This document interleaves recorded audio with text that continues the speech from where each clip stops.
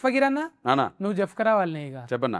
నువ్వు మంచిగా 7 కొండల పేరు పెట్టుకున్నావు మరి మీ జోడి హాసినా హాసిని నిన్ను ఎన్నో చూసినట్టుంది ఫోటో వల్ల స్కూల్ డ్రెస్లా. అప్పుడు ఛత్తీస్గఢ్లో మనం క్రికెట్ టోర్నమెంట్ ఆడాంగా.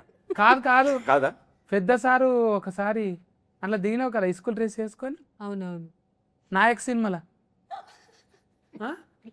లేదు. ఏం దిగలేవను స్పిరిట్ చేస్తున్నావా? లేదు ఎన్నో చూసినట్టు కొడుతుంది స్కూల్ డ్రెస్ లా. డ్రాగన్ పై నాయకి. నీ పేరేంటిది? విషిక. విషికనా? జరా కాదు విషిక. ఉష్క ఉష్క. మనం టైటిలింగ్ ఇచ్చేసేయాలి అంతే, లేకపోతే ఇంకా వరుసగా పెట్టుకుంటూ పోతే అన్న బత్తుల ఏం బత్తులు నీ అగరబత్తులన్నా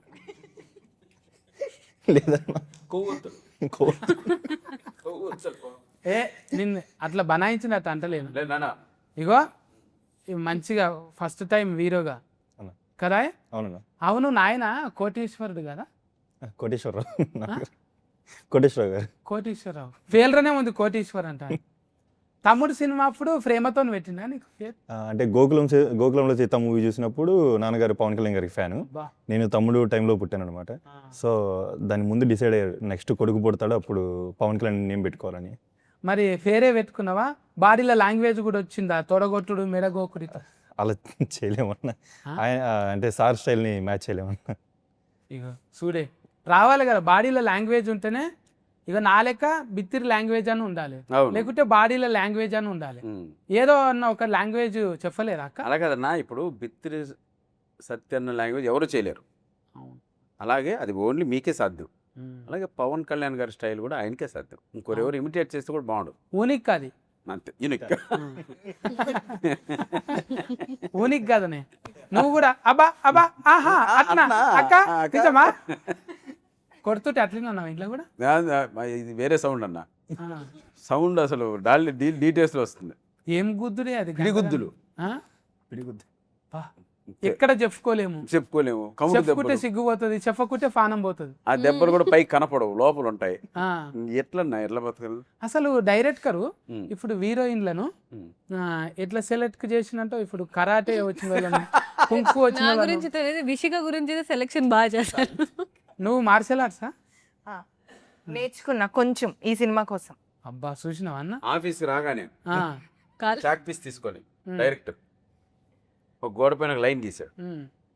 ఈ అమ్మాయి అలా చూసింది, ఎత్తన్నాడు, కాలు ఎత్తన్నాడు. ఏం నాకు అర్థం కాలేదు సార్, నువ్వు అక్కడ కాలు ఎత్తితే నువ్వు ఈ సినిమాలో సెలెక్ట్ అన్నాడు. అబ్బా ఆడు ఈ అమ్మాయి కొంచెం కన్ఫ్యూజ్ అయింది. కాదు సార్ అంటే, అమ్మాయి మా అమ్మాయి నీ పర్ఫార్మెన్స్ ముందే నేను చూశాను, definitely you did good job, డెఫినెట్గా ఆర్టిస్ట్ పరంగా నాకు ఎటువంటి నమ్మకం లేదు, బట్ నువ్వు కరెక్ట్గా కాల్ అంతవరకు ఎత్తగలిగితే, నేను ఆ షార్ట్ సినిమాలో పెట్టగలిగితే, నువ్వు అలా ఎగిరిగిరి నువ్వు కసిరెడ్డిని తన్నగలిగితే ఈ సినిమాలో నీకు ఛాన్స్ అనేది. సరే కష్టపడి ఒక హాఫ్ వరకు ఎత్తింది, ఇంతే సార్ నా వల్ల కాదు, మిగతా హాఫ్ నువ్వు సెటిల్ అయితే సెలెక్టెడ్ అని చెప్పాడు. అది ఎంఐ స్టోరీ. నిజంగా ఎవరన్నా పెళ్లి సూఫుల కోతేనేమో కాళ్ళ ఫట్టీలు చూస్తారు, కానీ ఫస్ట్ టైం ఫైటింగ్ కాళ్ళను చూసిందంటే డైరెక్ట్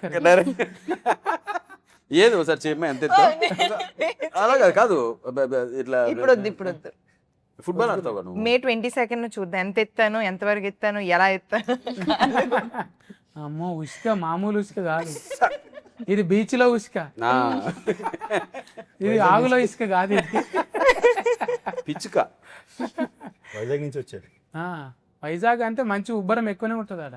అన్న అమ్మాయి పేరు రాయంచ. రాయంచ అంటే ఇంగ్లీష్ లో వస్తుంది పేరు ఆమెకు. స్టోన్ ఎడ్జ్ చికెన్ కర్రీ కదా నీ పేరు? స్టోన్ ఎడ్జ్ చికెన్ కర్రీ లేదండి. రాయంచు కోడికూర కదా? కాదా? అదే ఉంది కదా, కోడికూర కదా? కొక్కుర నా డి ఎందుకు తీసేసి అందులో? ఓ ఇది ఆస్ట్రోనాట్ ప్రాబ్లం ఏమో, అది ఎవరో చెప్పుంటారు జ్యోతిష్యము, డి తీసేయి.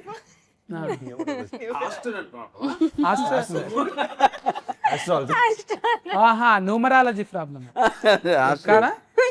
గ్రహాంతర వాసులు పెట్టారు అమ్మాయికి పేరు.